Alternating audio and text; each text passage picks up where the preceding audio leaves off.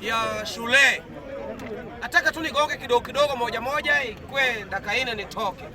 Ndugu yangu, mambo ya masomo mahali imefika si rahisi. Mimi mwenyewe umejua mwenyewe kama baba yake alikuwa mwalimu. Ndugu yangu, hata kama ulifika tu form 2, wachana hizi vitu za primary hapa. Uliingia secondary, ulikuwa kwa boarding ama day school. Ndugu yangu, mimi siwezi kublame teachers. Siwezi. Wewe mwenyewe uko na mtoto kwako. Hata kumtuma ni shida. Kumtuma tu aendie maji tu kwa mama nani hawezi enda. Alafu unampea mwalimu hata aende akupe discipline. Na mwalimu pia kuna mzigo yake.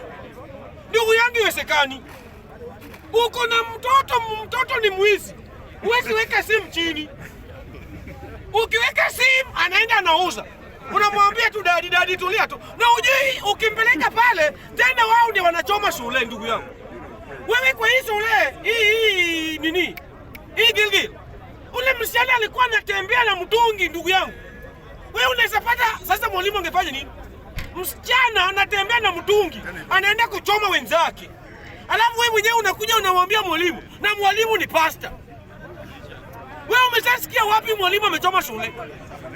Au ndio maguzi tukulai mpaka hapa? Walikuwa wanachoma shule leo wamejificha hapa, kuna shule wanaweza choma. Sasa wanadunga watu visu, wanakuchukua simu yako. Ukiongea mbaya ndio wanakuja na nini? Hata ndio nasema ndugu yangu, unaona hii tabia poa ama tabia mbaya, mtu anatoka naye kama yeye ni mdogo. Wengine wanavuta bangi, hata mama yake hawezi tambua huyu ni mama. Kwani katikati yenu hapa huko hata mtu anapiga mwalimu shule? Yeye mwenyewe because wengine ni wadogo, yeye kamwambia mwalimu anasema good morning. Watu wanasimama, yeye anakaa chini. Mwalimu madam akaenda kuongea na yeye anashika madam hivi. Huyu mtu kama wewe hawezi choma shule. Siku hizi pia kuna mambo ya kurepeat. Wanapeleka tu danda. Mtu anaingia form 1, yeye ni danda form 2, shule ni ngumu, ajui chochote. Hata CRE ajui, physics ajui, maths ajui, job sasa ni ngumu. Rocks and mineral anasikia ni kama kuku anasikia maji. Na math. Ajui hata periodic table ni nini.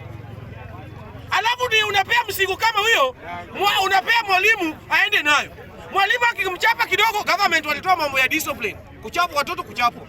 Alafu unakuja unasema mwalimu ni mbaya. Nataka kumwambia wale watoto wanachoma shule. Ndugu yangu, hata mimi kiti songa nilitoka 2014. Lakini nje ni ngumu. Sisi wangu. Ng'ang'ana usome upate certificate urudi naye hapa. Tutafute kazi. Because unang'ang'ana kupeleka Ruto, wande mpate kazi. Hapa ni ngumu. Wasasi wanalala njaa. Mama anauza ng'ombe moja, wewe usome. Mama ana certificate, anang'ang'ana uko na certificate. Na uoni bado unatembea na kibuyu ukichoma wenzako.